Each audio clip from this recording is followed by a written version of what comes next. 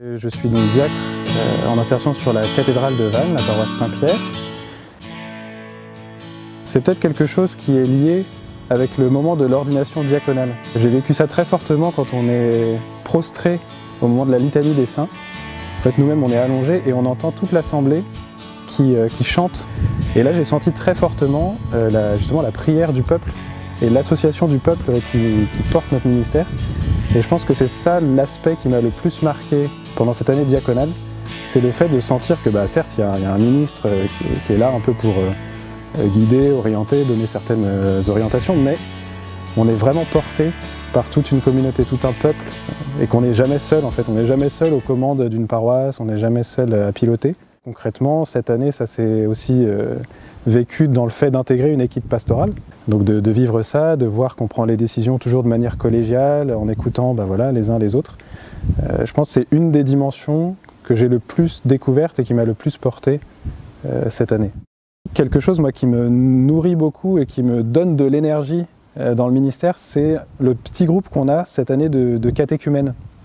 Donc en fait, des catéchumènes, il y en a peu, mais il y a beaucoup de recommençants qui ont été baptisés petits, qui ensuite n'ont rien eu et qui se sont convertis adultes et qui demandent aujourd'hui la première communion, la confirmation. Et en fait, ils ont une soif énorme. Ils ont entre moyenne d'âge 25-35 ans.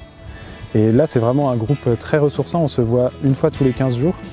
Et souvent, on dit, le prêtre, avec les laïcs qui l'entourent, il se creuse un peu la cervelle à savoir comment tirer la communauté. Et là, c'est l'inverse. C'est les catéchumènes qui ont soif et qui posent des milliards de questions, tant sur la foi que sur la vie morale, que sur la liturgie. Donc ça, c'est très, très porteur dans un ministère de voir des personnes qui ont vraiment soif et qui découvrent tout, qui s'émerveillent de tout, qui découvrent les merveilles de Dieu dans leur vie. C'est très porteur. Dans la célébration liturgique aussi, notamment les obsèques, c'est vrai que c'est toujours un moment, je pense, qu'on appréhende un peu. On a beau avoir la foi en la résurrection, la mort reste quand même un grand mystère. Et très souvent, moi en tout cas, les obsèques que j'ai eu à accompagner, c'est des personnes qui peuvent être un peu loin de l'église, parce qu'évidemment, comme je suis diacre, je ne célèbre pas de messe d'obsèques, donc c'est des obsèques avec une bénédiction. Et donc à accompagner aussi des familles qui sont endeuillées, qui demandent quand même la bénédiction de l'église pour leurs défunts, donc il y a quand même quelque chose, déjà une démarche de foi, mais on sent que c'est difficile. Alors moi, c'est vrai que j'ai un saint que j'admire beaucoup et que je prie beaucoup, que j'ai découvert quand je suis parti en Tunisie, qui est Saint Augustin. Et Saint Augustin, on l'imagine souvent, les confessions de Saint Augustin, mais qui est assez éloigné, c'était un évêque dans les premiers siècles de l'Église. Mais quand on le lit, et quand moi j'étais sur les lieux où il était, en fait il est très proche, c'est vraiment une figure de pasteur qui moi m'éclaire beaucoup parce qu'il a écrit énormément, mais c'est jamais spéculatif dans le sens où c'est jamais de la théorie qui met en bouquin, c'est toujours sa pratique de pasteur. Pourquoi, dans quel sens, à cause d'un problème pastoral, il va creuser le sens théologique pour pouvoir expliquer aux gens et puis les faire grandir petit à petit dans la compréhension de leur foi pour mieux la vivre. Et je me dis, en fait, c'est vraiment le rôle du pasteur aujourd'hui. Souvent, quand il y a un problème, c'est qu'il faut expliquer, c'est que le pasteur n'a pas assez bien expliqué.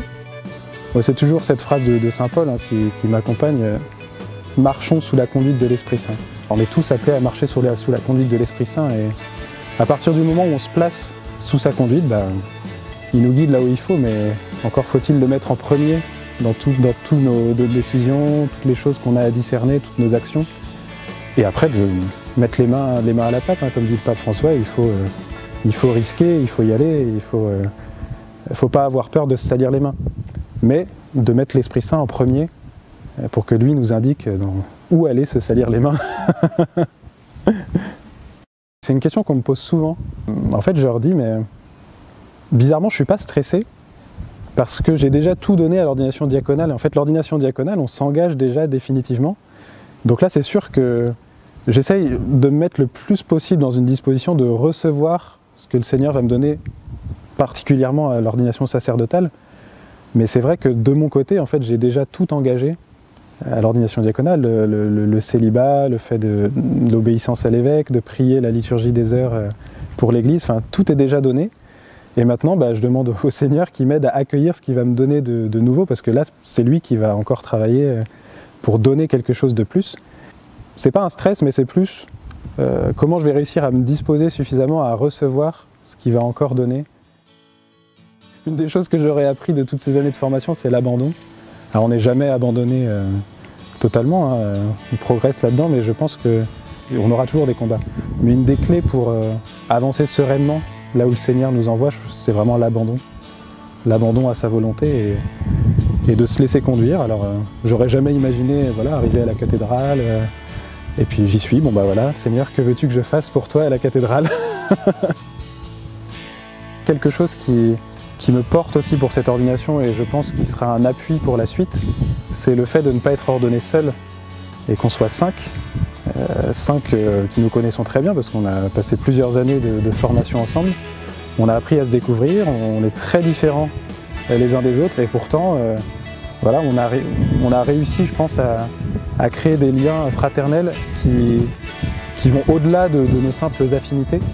Et c'est quelque chose pour moi qui est très encourageant parce qu'en devenant prêtre, je vais intégrer aussi le presbytérium du diocèse de Vannes, qui a aussi des prêtres très variés avec des parcours très différents. Et je me dis, voilà, c'est possible de trouver cette fraternité vraiment profonde, ancrée sur le Christ et notre envie de le transmettre. Et pour moi, c'est un appui important de déjà vivre cette fraternité à petite échelle, là, avec l'équipe avec laquelle je vais être ordonné, pour pouvoir la vivre après à l'échelle diocésaine.